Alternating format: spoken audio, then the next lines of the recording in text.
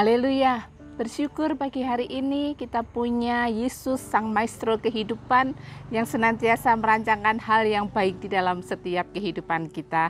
Mari pagi hari ini kita akan melihat kebenaran firman Tuhan di dalam 1 Korintus pasalnya yang kedua ayatnya yang ke-9.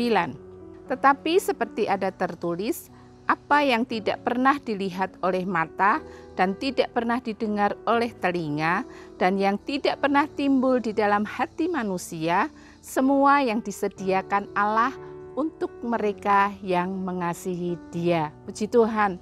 Bapak Ibu Saudara yang kasih Tuhan, hidup ini seringkali tidak berjalan seperti yang kita harapkan. Kita tidak mengerti apa yang Tuhan sedang lakukan.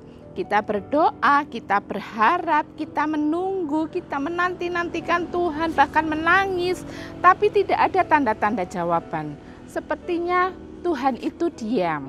Namun percayalah, ketika kita tidak melihat apa-apa, Yesus Sang Maestro kehidupan itu justru sedang bekerja di balik layar, menata segala sesuatu dengan penuh kasih dan kuasa.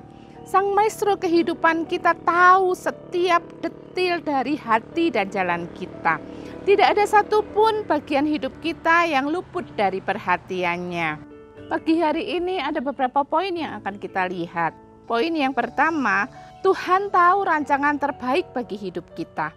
Tuhan bukan hanya tahu apa yang kita butuhkan, tetapi juga tahu kapan dan bagaimana kita menerimanya. Kita sering ingin jalan yang cepat dan mudah, tetapi Sang Maestro kehidupan bekerja menurut waktu dan caranya yang sempurna. Poin yang kedua, Tuhan bekerja diam-diam di balik layar. Seperti di dalam kisah tentang Hana. Di dalam 1 Samuel pasalnya yang pertama, kita melihat kisah Hana, seorang perempuan yang mandul. Suaminya Elkana, dia menikah dengan seorang perempuan bernama Penina, dan Penina ini punya anak, dan Penina ini seringkali mengejek Hana. Bertahun-tahun Hana berdoa untuk memiliki anak. Dia menangis kecewa dan mungkin bertanya, mengapa Tuhan diam? Namun sesungguhnya Tuhan sedang bekerja di balik layar. Ia mungkin tidak mengerti mengapa Tuhan menunda jawabannya, tetapi Tuhan Sang Maestro kehidupan tahu rancangan terbaik bagi Hana. Jika Tuhan menjawab terlalu cepat, Hana mungkin hanya akan memiliki anak untuk mengangkat harga dirinya dan sebagai pelipur laranya saja. Namun karena Tuhan menunda, hati Hana menjadi matang dan terbentuk untuk berkata, "Jika engkau memberikan anak laki-laki, aku akan menyerahkannya kepadamu." Disitulah hati Hana mulai selaras dengan rancangan Tuhan. Tuhan menunda bukan karena ia tidak peduli, tetapi karena ia sedang menyiapkan sesuatu yang lebih besar daripada sekedar jawaban doa, yaitu seorang nabi besar bernama Samuel yang nantinya akan menjadi pemimpin rohani bagi seluruh bangsa Israel. Ketika Hana sedang berdoa di bait Allah, tidak ada tanda bahwa sesuatu sedang terjadi. Bahkan Imam Eli salah paham dan mengira ia mabuk. Namun di balik peristiwa itu, Tuhan sedang bekerja. Ia sedang menggerakkan sesuatu di dunia yang tidak terlihat, mempersiapkan rahim Hana, mengatur waktu pembuahan, dan menulis bab baru dalam sejarah Israel. Begitulah cara Tuhan bekerja, diam tapi pasti. Dan di masa penantian, Tuhan beri sukacita, kekuatan, dan damai sejahtera kepada Hana. Sehingga dikatakan mukanya tidak muram lagi dan dia mau makan. Padahal saat itu doanya belum terjawab. Di poin yang ketiga, saat Tuhan diam bukan berarti Tuhan tidak peduli.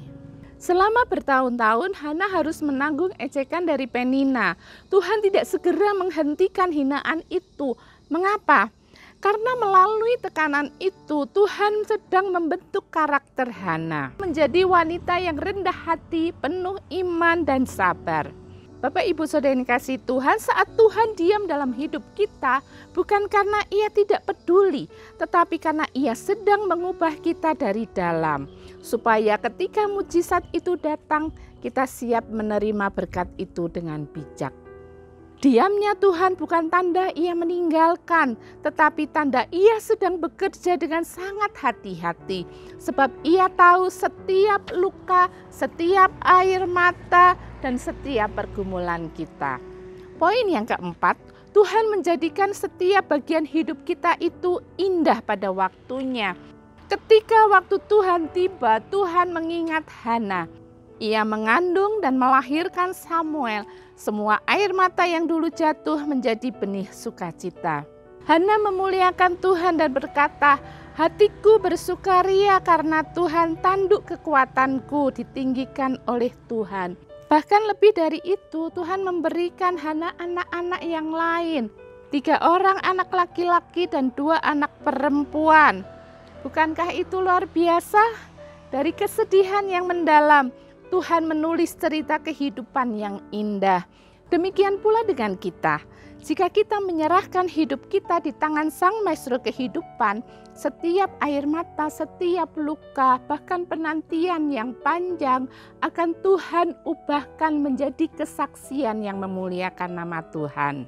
Tuhan sedang menulis babak indah berikutnya dari hidup kita. Kita hanya perlu terus percaya dan setia berjalan bersamanya.